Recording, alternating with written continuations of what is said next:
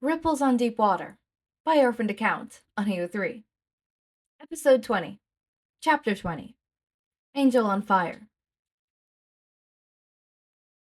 Izuku opened his eyes and saw that Uraraka was crying, and so were the Reggie twins. So he guessed the story was finished. He never liked hearing or retelling it. It reminded him of too many bad things that he wanted to forget. Aizawa-sensei's mouth is moving, but Izuku can't hear him. Izuku takes the hearing cancellors from his ears and says, "Sorry, can you repeat that?" The man looks briefly at him before repeating the question. "Do you have any physical evidence?" Izuku bit his lip before saying, "I have a few shitty videos on a flash drive I hid at my mom's house and, He was suddenly, extremely self-conscious. Something he rarely felt these days, as the eyes in the room turned to him. Anxious, yes, but never about his appearance. I have a lot of scars," he mumbled, hiding his face in a scarf.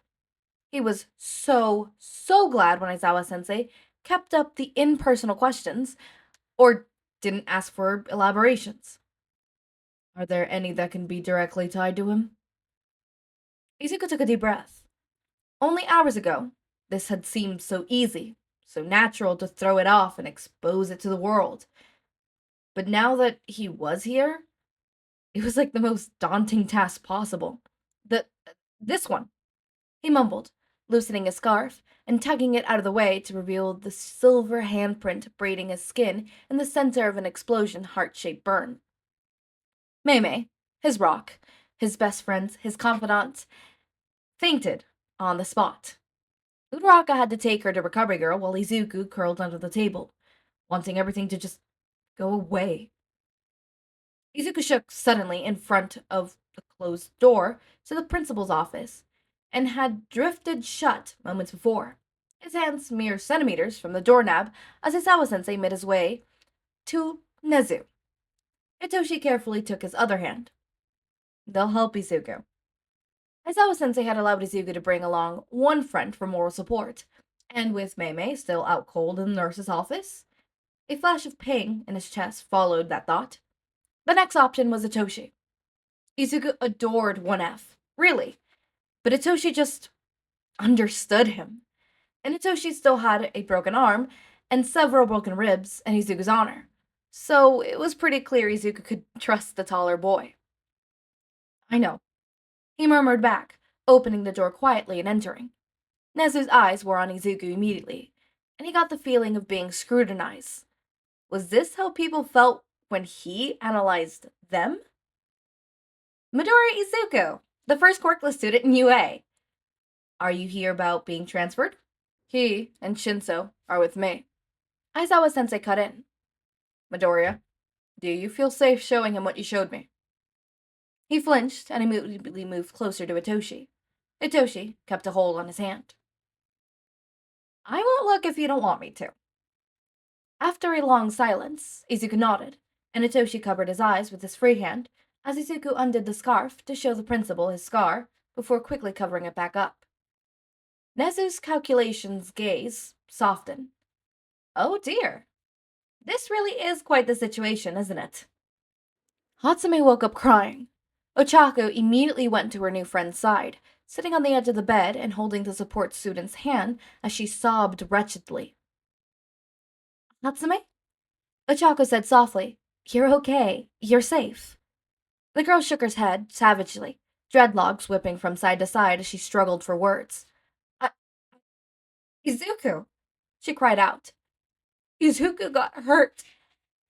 And Ochako let Hatsume gather herself.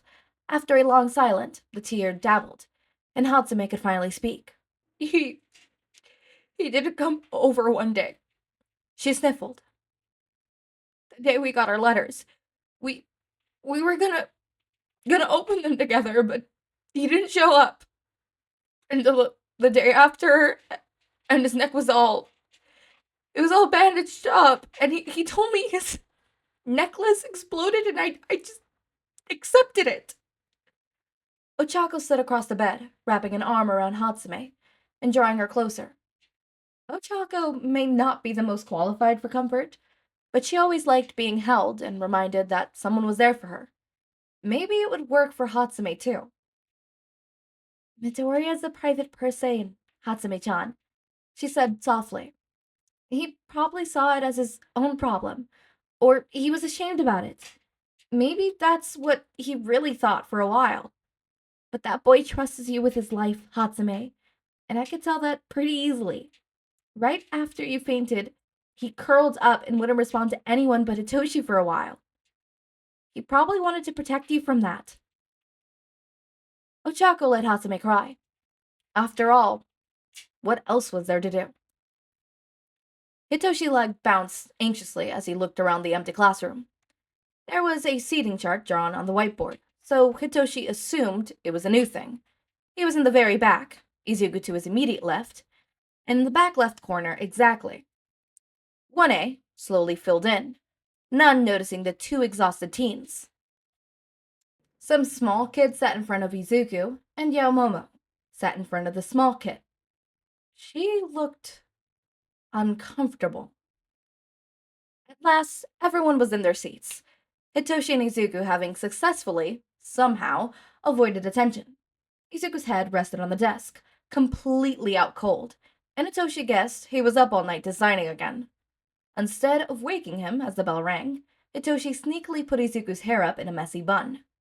Sue him, just because Izuku wasn't on the menu doesn't mean he can't look. Aizawa-sensei walked into the classroom, his eye sweeping over 1A, plus Izuku and Hitoshi, before sighing. You all really need a situational awareness course. This is getting ridiculous. There was a loud bang, and Hitoshi jumped, glancing over to see Izuku had slammed the small kid's face into the desk. Yamomo's face was bright red as she looked back, her hands pinning her skirt to her legs. That was the fastest vibe check I have ever seen, Hitoshi announced. Everyone else go home. It took all of 3 seconds before Izuku was fast asleep on his desk again, small kid crying grossly as Yamomo recognized them with a smile. Oh, Shinsaku, Midoriya-kun, it's nice to see you two again. Hitoshi nodded uncomfortably, all the eyes of 1A on him. Wait, did the sleeping dude just vibe check Mineta and pass out again? One of them, Hitoshi thinks his name is Kaminari, asked with wide eyes. There was a beat. Yes, Hitoshi confirmed, awkwardly. Kami, what an absolute madlade, a dark purple-haired girl said, her eyes smile wide. Shut up, Aizawa-sensei commanded. When silence fell, he continued. This is a scoreboard for the internship offers. In the top 10. A screen lit up beside them. Midoriya Izuku. 14,817 heroics. 8,761 support. Hatsume Miku. 1,876 heroics. 9,821 support. Shinzo Hitoshi. 8,724. Uraraka Ochako. 7,982. Monoma Neto. 7,419. Todoroki Shoto. 4,801. Tokoyami Fugami. 3,991. Yaruzu Momo. 3,990. Collins Fina. 291 heroics. 3,019 support. Shirazaki Itoba. 2,131. As you could see, 1A takes up less than half of the list. Never in history has that happened, so you can pretty clearly see that you need to train harder for next year. Otherwise, you may lose your place in this class. Izuku had picked up his head, and Hitoshi watched him scan the board with exhausted eyes. What's the fucking point of giving Mei heroics internships? He murmured to Hitoshi. People can't tell when people want to be in a different field than their own. Hitoshi reasoned back. So pick your experience week internships by Friday or you will have one chosen for you. If you're like Mineta and don't have any offers. Callouts? This early? Tea. Come see me after class. You're picking hero names today. Hitoshi felt that exact moment when his soul left his body. He hadn't even thought of that yet. Izuku seemed to be having a similar crisis. His normally neutral green eyes blown wide. And because I'm apparently not qualified to judge whether or not a name is good for your public image, I'm here. Kayame-sensei kicked in the door with a flourish, and Mineta squeaked. His head was, again, slammed into the desk in a vibe check so fast Hitoshi didn't even see it. Aizawa-sensei crawled into his sleeping bag. She passed out boards and blabbed out about things, and when everyone else was presenting names, this French twink went up a whole ass sentence. The Ida dude and Freezeburn both picked their own names, and the first actually decent one coming from a girl named Asu Su. Froppy. You've got freaky mind powers. Izuku supplied, looking like he was desperately searching for an answer as Kayama-sensei watched them struggle for a name. Mindfuck? That is sincerely the stupidest hero name Hitoshi had ever heard, and he grew up idolizing a guy who, for whatever ungodly reason, chose Eraserhead. And yet, when he blinked, he was standing at the front of the class. The puppeteer hero. Mindfuck. Kayama-sensei raised her eyebrows, and Hitoshi felt his ears go bead red. It's Izuku's idea. He mumbled aggressively, trying to regain some sort of dignity. It was lost when she snorted, her eyes crinkling. Yeah, it's fine. Midoriya, you're up. Izuku's shoulders were shaking quietly, and Hitoshi was a slave to the small smile Izuku was trying to hide. So maybe he'd be stuck with the world's worst hero name, but at least he made Izuku laugh. Hitoshi returned to his seat, just in time to watch Izuku peer over the podium. Damn, he's really short, and hold out his whiteboard. The Forgotten Hero, Nix. Hitoshi's eyebrow shut up. You gave me mindfuck, but pulled that one out of your ass on the spot? This is favoritism.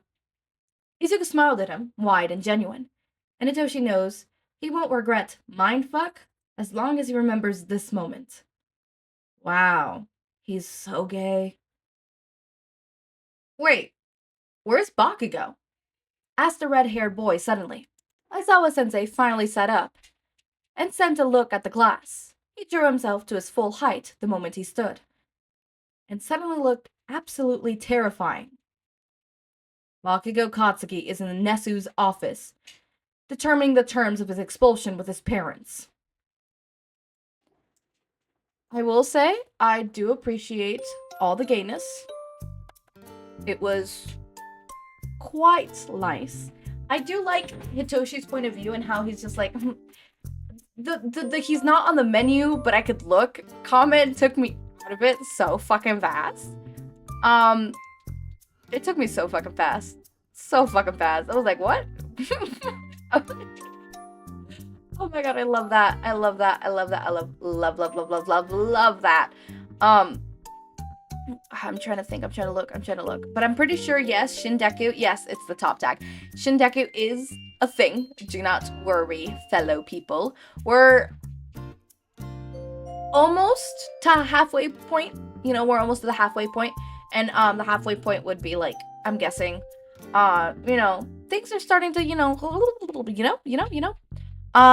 so the next one is, I'm not even going to try to pronounce that name.